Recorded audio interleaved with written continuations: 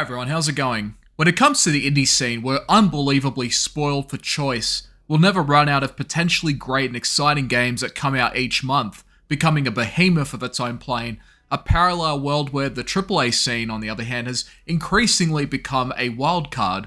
Each genre in the indie world itself has their own iceberg of subgenres or moods to create unique experiences that are either a homage to something that came before, or an experimentation of different ideas meshing together, like two planets colliding. This is especially the case in indie horror. Before, we've had the Resident Evil, Silent Hill template of survival horror, or the run like a bitch and can't fight back style of games like Amnesia or Outlast and others that came before them. Indie horror, in general, has been able to not just do both, but also combine different elements together, making for unique styles of horror or unique aesthetics, and not just in gameplay, but in the atmosphere or just in the way the graphics are presented too. I personally prefer the type of horror where you can fight back against stronger opponents that can be overcome by being smart and adaptable, hence, most survival horror games, or ones like Resident Evil and Silent Hill. Although, if a game's story and setting is good, like in the Amnesia games, or Soma, or Outlast, then I don't mind hiding and running. In any event, I've got a relatively small list of horror games that are tied to an era of horror that propagated some of the most iconic villains within the universe of nightmares and uncanny terrors, and that is the slasher genre. Slashers are generally seen for the grotesque kills and the thrill of the chase, and less about the psychological components that you see in other types of horror. The games that I'll be showing in this video will exhibit more so the 80s era of slasher films, with the striking presence of a killer or a monster, an MO unique to their methods of killing, as well as the brutality associated with it. We've had some heavy hitters in the indie space that have really nailed down that 80s VHS styled slasher experience. So get your mask on, get a weapon, get a van that blends in, and drive into the night, because we're hunting for slasher styled horror games today. Baby. My hand!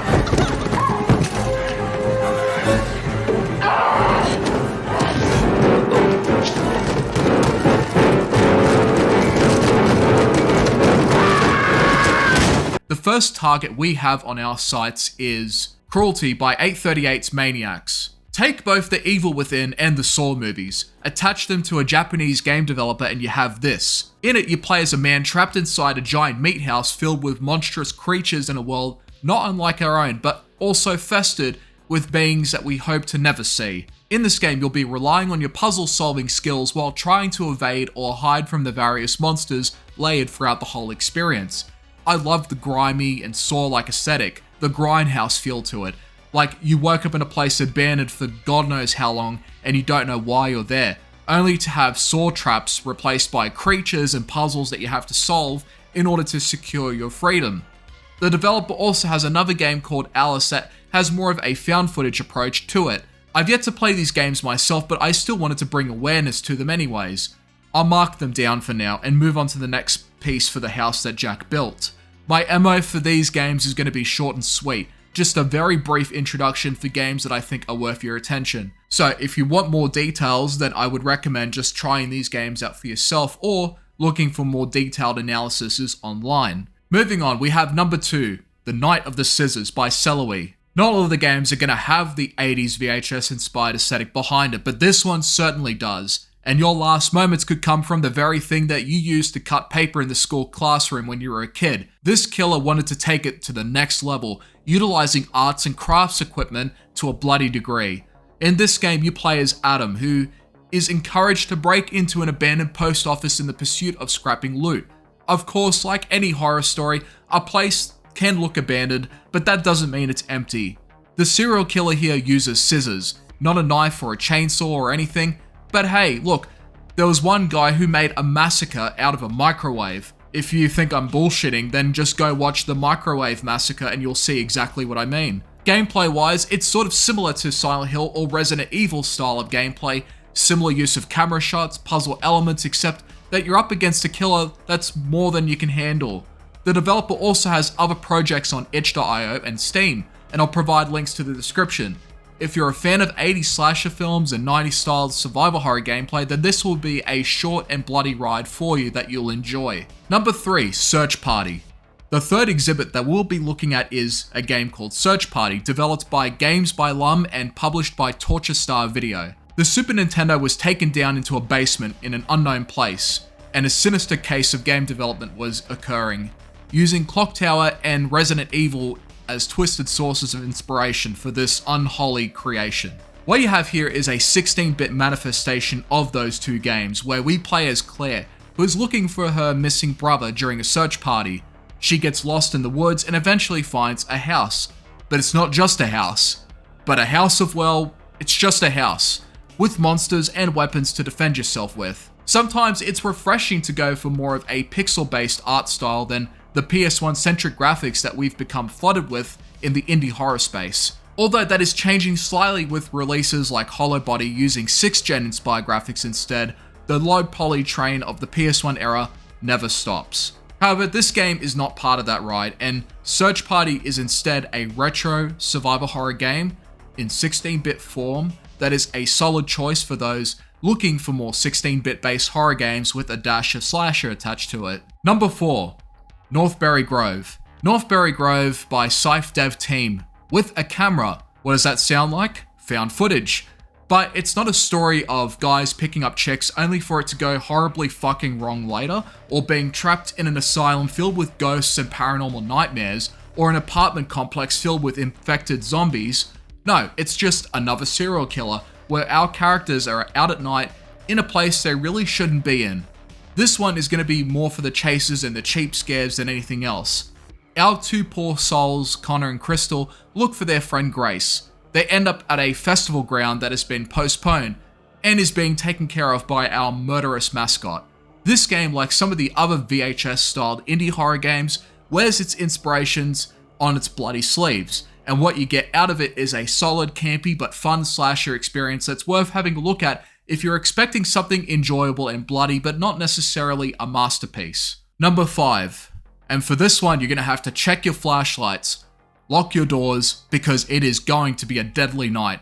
A game developed by Cubite Games and published by Torture Star Video. We have a motel, remote of course, and a desperate character that doesn't have the option to make the right choice and just move on. We find that the place is pretty sus, and the owner even more so, and as the night progresses, we find ourselves in a deadly situation. You'll be hiding and running away from a low-poly killer, uncovering secrets and finding other clues as to what the story is and ultimately how to get out of there. If you've come from the puppet combo realm of indie horror games, or you're looking for more low-poly PS1 styled experiences, here's another one to add to your texture warped collection. Number 6, and this one is going to be coming towards Christmas, and sometimes we need a little bit more than just presents under the tree. Sometimes we need a bloody slasher with the Christmas spirit, which is where Sleigh Bells comes in. Developed by Blake McKinnon Productions. You're on the naughty list this time, but the individual chasing after you is looking to make a unique exception out of you so that the naughty list gets smaller by each year. You'll be exploring and running a lot with your flashlight, and this is something that you will see in a lot of these horror games. I've personally been on my best behavior this year so far, but I just hope that I don't get a present that I didn't ask for. But in saying that, if it is this game, then I'm all for it. And if you like the idea of 80s slasher and Christmas coming together, then Sleigh Bells is one to look at. Now we go towards number 7 in order to keep this Christmas spirit going. And this time we've got a massacre. But not just any massacre. A Christmas Massacre developed by Puppet Combo, one of the giants of the 80s inspired lo-fi horror slasher field, who's known for other great games in their own cabinet. I will also provide links to the main page in the description. But this one is pretty unique from the rest because this time we go for a reverse horror approach. You play as the killer this time, named Lowry, who's doing the bit of the Christmas tree, who tasks him to go out into the big bad world and kill those who have been naughty this year. In each stage, you will be utilizing stealth, covering all exits to ensure no one gets out alive. Reverse horror is a genre that flips the script, where you become the terror instead of the one being terrified. Christmas Massacre is a fun exercise for those that want to hold the knife for once, instead of being stabbed by one. The only way that you can fail here is if you let someone else escape. Puppet Combo is full of gold. It is one of the holy grails of the indie horror space. But this game, in their collection, stands out for its reverse horror styled gameplay and Christmas aesthetics. Definitely check this one out if you're looking for a unique horror experience. that flips the script. And number 8, coming out with VHS tapes, and not just VHS tapes, but death tapes, developed by Noxus Games Studios, who also has a selection of low poly based horror games similar to what we've talked about already in this video. In this one, you've got, again, tapes, a bowl of cereal, and a killer from Texas that's coming to kill someone in the apartment in a 1 hour or so horror session. These types of games are generally short, very short, but that's also the same case with slasher movies in general, where it can show fatigue if it overstays its welcome.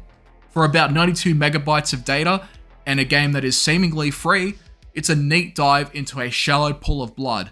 Give this one a crack, and once more, I will also provide a link to the developers page on itch.io for the rest of their games. And finally, number 9, we have another Puppet Combo exhibit that got cooked very hard, and that is Stay Out of the House. I remember playing the Night Shift game that's part of the anthology game Scary Tales Volume 1. One of those games was Night Shift, and that's the one that came with one of the loudest jump scares that I have ever heard in a horror game. Stay Out of the House is an even bigger version of that, where instead of a convenience store, it's a large house in the middle of cornfields, cages with other victims, and the killer's meal plan in the kitchen.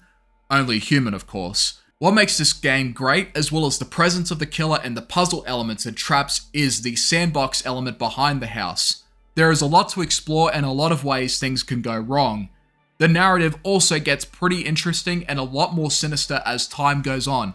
And if you can get past the retro graphics that's behind a lot of these type of games, then you'll have one of the best indie horrors currently available in the gaming market.